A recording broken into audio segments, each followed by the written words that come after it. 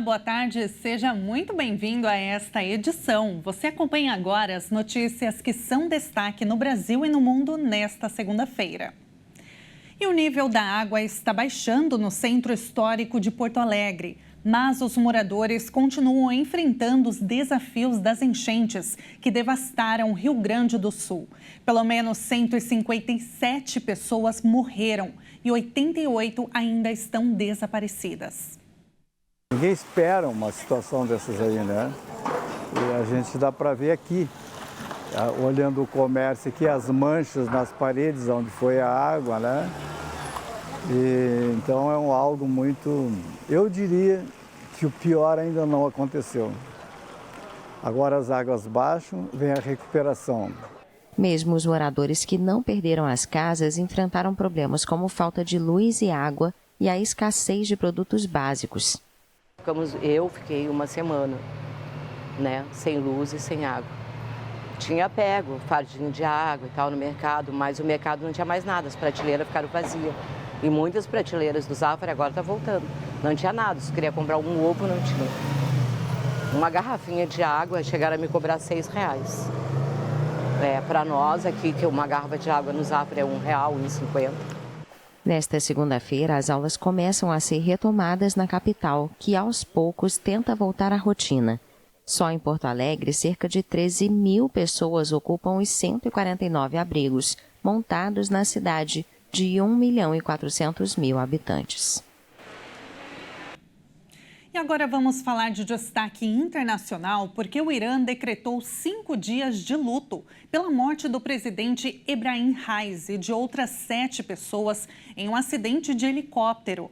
O vice-presidente do país, Mohammad Mokber, vai assumir o cargo como presidente interino. Vamos ver. Os iranianos vivem uma grande perda. Nesta segunda-feira foi confirmada a morte do presidente do país, Ebrahim Raisi. O helicóptero em que ele viajava caiu no nordeste do Irã no domingo, matando ainda outras 7 pessoas que estavam a bordo, incluindo o ministro das Relações Exteriores, Hossein Amir Abdollahian. O Ayatollah Ali Khamenei anunciou que o país vai respeitar 5 dias de luto. Ficamos muito tristes com a notícia. Nosso presidente foi um líder muito bom. Que Deus o abençoe.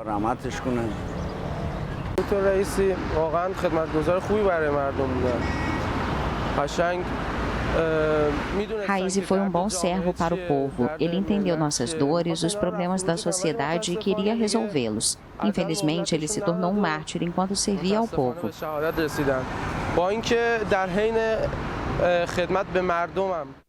O Ayatollah Ali Khamenei também designou o vice-presidente Mohammad Mokber como presidente interino e detalhou que ele deve trabalhar com os chefes dos poderes legislativo e judiciário para preparar as eleições presidenciais em um prazo máximo de 50 dias.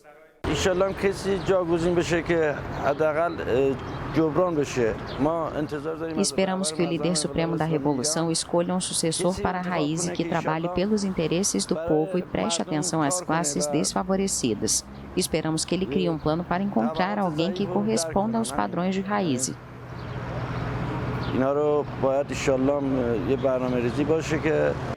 A morte de Raisi aos 63 anos abre um período de incerteza política no Irã, um país muito influente no Oriente Médio. A região tem sido abalada pela guerra na faixa de Gaza entre Israel e Hamas, grupo islamista aliado da República Islâmica. Eleito em 2021, Raisi era considerado um dos favoritos para suceder a Khamenei, de 85 anos. O Ayatollah enviou uma mensagem de calma à população e garantiu que a morte do presidente não vai causar nenhuma perturbação na administração do país. E sobre a repercussão da morte do presidente do Irã, o mestre em Relações Internacionais, Ricardo Rios, falou sobre o que pode acontecer a partir desse momento, principalmente com relação à repressão contra mulheres. O que o mundo questiona agora é: a escolha de um novo presidente pode afetar na política do Irã em relação ao Oriente Médio e aos conflitos em curso? Vamos acompanhar o que diz Ricardo Rios, mestre em Relações Internacionais.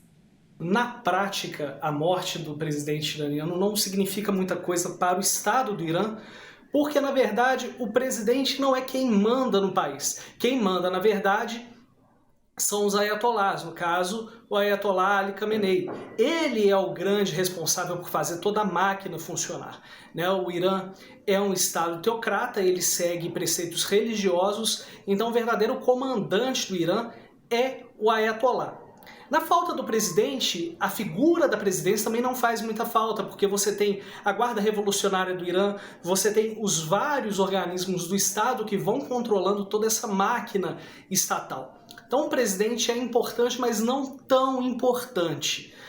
Pensando no futuro do Irã, provavelmente nós não teremos muitas mudanças no comando iraniano, nas políticas iranianas, por exemplo, de repressão a mulheres e liberdades. Por quê? Quem define essas políticas são os ayatolás, no caso o Ayatollah Khamenei, ele é quem vai definir toda essa política.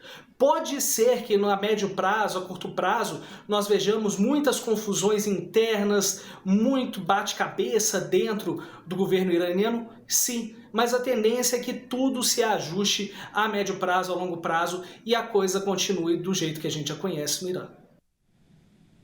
E pelo menos 11 pessoas morreram e dezenas ficaram feridas em 2 bombardeios seguidos das forças russas na região de Kharkiv.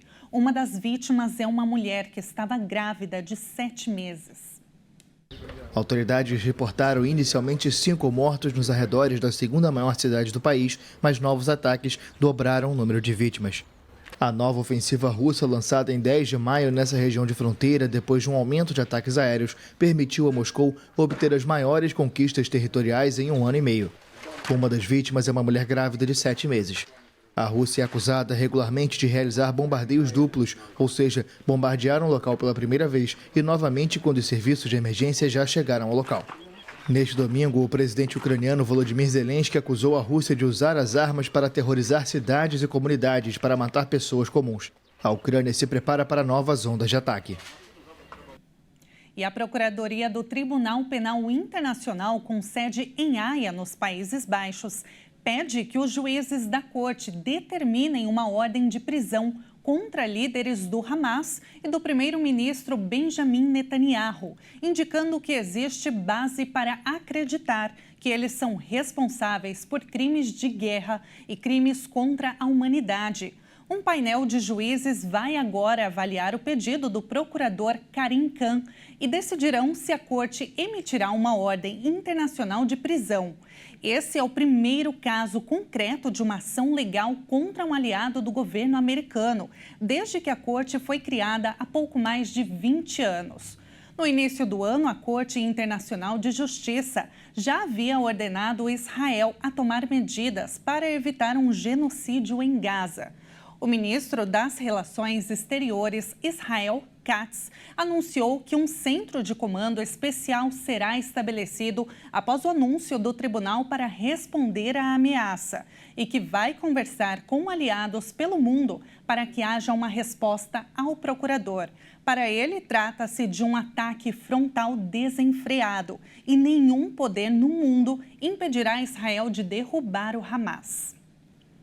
E esta edição fica por aqui, mas você confere outras informações ao longo da nossa programação. Muito obrigada pela sua companhia e até mais.